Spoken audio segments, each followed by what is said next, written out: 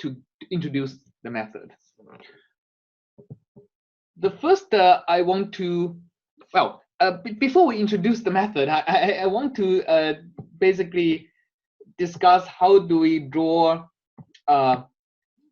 random samples if we know the distribution is uniform. Okay, so I want to say uniform distribution. All right. So uniform distribution. Before I introduce mathematically what it is, I just want to fire up MATLAB and draw some samples and to get an intuition of what the uniform distribution is.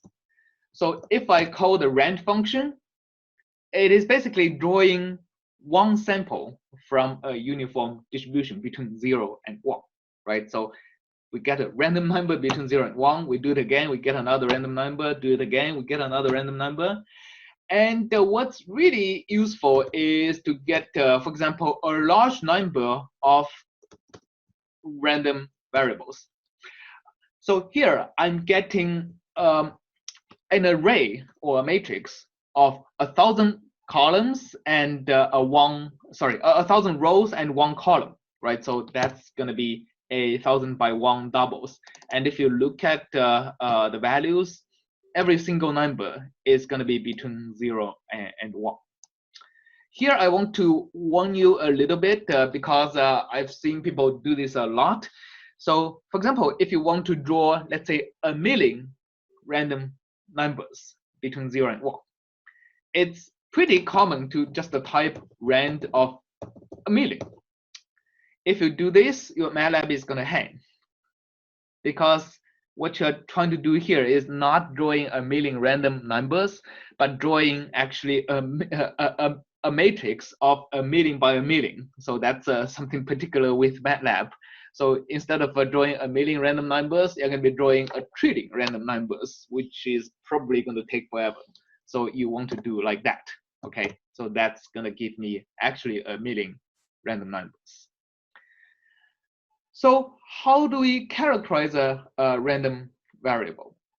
I mean, how do we characterize is not a random variable, but a bunch of samples of a random variable?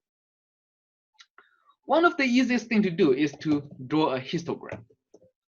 So if I draw a histogram of X, what you're going to see is that it basically takes all the values of X, put them into bins. And the default is put them into about 10 bins. And now you can see why this is called a uniform distribution. Because if I take the width of the bin to be uniform, then the height of the bin, which is how many of these samples lies within each bin, is going to be pretty much uniform, right? So that's one way to characterize a uniform distribution. So if you put in the second argument in hist, that's how many bins you're going to be using. If I use 100 bins, we can see there are some random fluctuations because like we're going to be discussing this further, why there is random fluctuations. But you can see this is still more or less uniform. Okay, so that's what a uniform distribution is. Now go back to the actual definition of the uniform distribution. The uniform distribution is actually a distribution with a PDF, a probability density function of any x that's going to be equal to either a constant or 0. Okay, so we usually use a bounds like a and b to bound a uniform distribution, right? So a and b are the interval within which the PDF is uniform.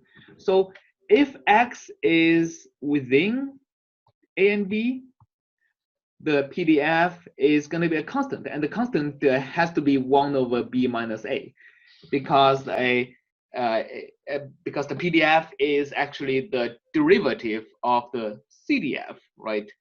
And a CDF has to start with a 0 when the independent variable is minus infinity, and become 1 when the independent variable is plus infinity, right?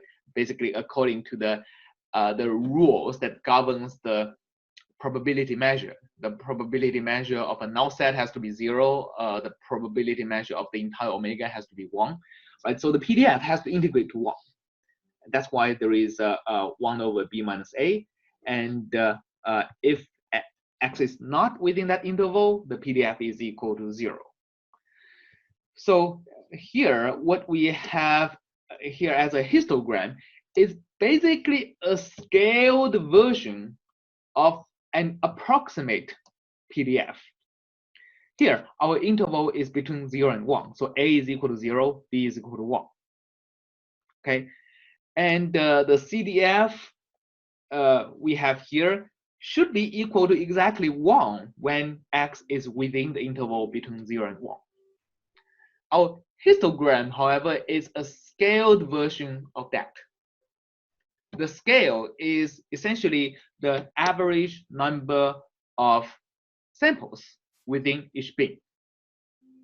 Okay, the scaling factor is essentially it's essentially the total number of samples times the width of a bin.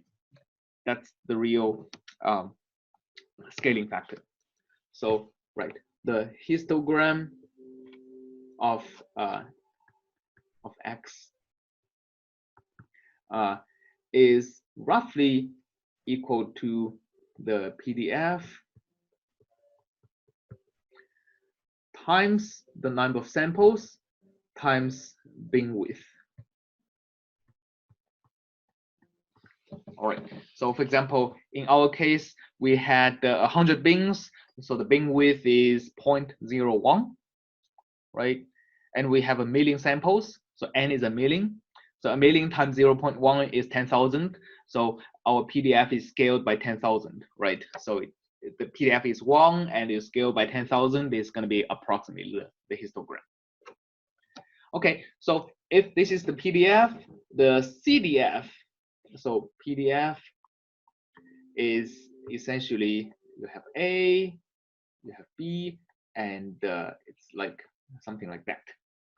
The CDF, on the other hand, is really the integral of the CDF of the PDF.